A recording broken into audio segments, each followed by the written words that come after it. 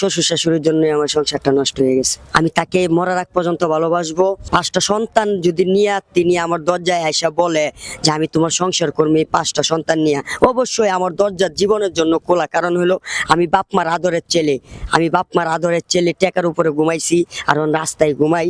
তাকে কতটুকু ভালোবাসি কাউকে বুঝায় পারবো না, একমাত্র মহান আল্লাহ ছাড়া। ঠিক আছে, আমি আরো আমার জীবনের থেকে বেশি ভালোবাসি। তার একটা অসুখ হয়েছেন, ঠিক আছে, বিয়ার পরে তার একটা অসুখ হয়েছেন।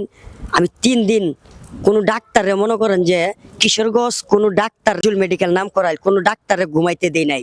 তার কোনো কিছু হয়ে গেলে মানে আমি দুনিয়ার থেকে চলে যাব। এটার জন্য আমি তাকে সুস্থ করছিলাম। আমার যে অতটা কষ্ট দিব আমি কখনো কল্পনাও করি নাই। শ্বশুর শাশুড়ির জন্য আমার সংসারটা নষ্ট হয়ে গেছে। শ্বশুর শাশুড়িও আমাকে নিজের সন্তানের মতন ভাবে নাই কখনো।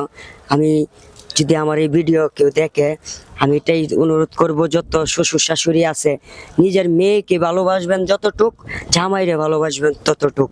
কারণ হইলো আপনারও ছেলে আছে, আপনার ছেলেও বিয়ে করব, পরেরও শ্বশুর বানাইবো। আপনার মেয়ে আছে, আপনার মেয়ে পরের ঘরেও যাবে, আর পরের ঘরেও গিয়া শাশুড়ি শ্বশুর হবে, আর নিজেও শ্বশুর শাশুড়ি হবে একদিন।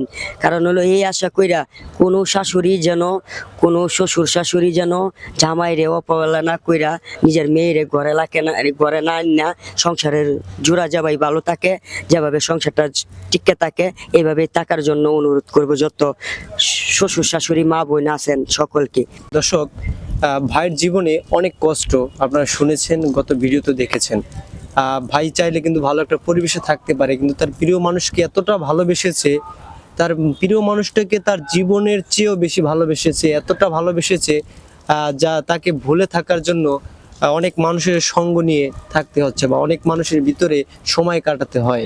কারণ বাড়িতে তার এখন ভালো লাগে না, বাড়িতে থাকলে তার প্রিয় মানুষের স্মৃতিগুলো মনে পড়ে, যার কারণে বাড়িতে থাকতে পারতেছে না, রাস্তায় ঘুরতেছে। কারণ তার প্রিয় মানুষের স্মৃতি সে কোনোভাবে ভুলতে পারতেছে না। সে বলছিল যে তার সংসারটা, তার শ্বশুর শাশুড়ি যদি চাইতো তার সংসারটা টিকে থাকতো, কিন্তু তার শ্বশুর শাশুড়ির জন্য সংসারটা আজ নষ্ট হয়ে গেল। তাই দর্শক, আপনাদের প্রতি একটাই মেসেজ থাকবে, এই সমাজে ভাইয়ের মতো অনেক ঘটনা ঘটে থাকে। শ্বশুর শাশুড়ির কারণে অনেক সংসার নষ্ট হয়ে যায়। তবে বিয়ের পরে মেয়েদের নিয়ে অনেক স্বপ্ন দেখে অনেকে। বিয়ের পরে মেয়ের টাকা খাওয়ার জন্য অনেক বাবা মা প্রস্তুত থাকে যে আমার মেয়ে দেব, মেয়ের টাকা খাবো, এবং মেয়ের জামাই ইনকাম করবে, মেয়ের জামাই টাকা নিয়ে খেতে হবে, থাকতে হবে। এই ধরনের আশা কেউ করবেন না। আপনি সবসময় যদি আপনার মেয়েকে ভালোবাসেন তাহলে আপনার মেয়ে থেকে কিছু পাবেন, এই আশা কখনো করবেন না। এই আশা করলে মেয়েটার সংসার থাকবে না। আর অনেকে কাবিনের ব্যবসাও করেন, সমাজে দেখা যায়। মেয়েকে বিয়ে দেওয়ার জন্য বেশি টাকা কাবিন ধরেন, কারণ পরবর্তীতে যদি মেয়ে নিয়ে যান ওই কাবিনের টাকাটা পেয়ে যাবেন। এই ধরনের কাজ কেউ কখনো করবেন না। মেয়েকে যদি ভালোবাসেন, সুখ রাখতে চান, এমন একটা ছেলের কাছে তুলে দিবেন যে ছেলেটাকে নিয়ে আগামী দিনে ভালো থাকতে পারে। এই জন্য আপনার সর্বোচ্চ কথা দিয়ে সহযোগিতা থাকতে হবে, ভালোবাসা দিয়ে সহযোগিতা থাকতে হবে, যাতে তাদের সংসারটা টিকে থাকে। এমনভাবে আপনারা কথা বলবেন না যাতে সংসারটা নষ্ট হয়ে যায়।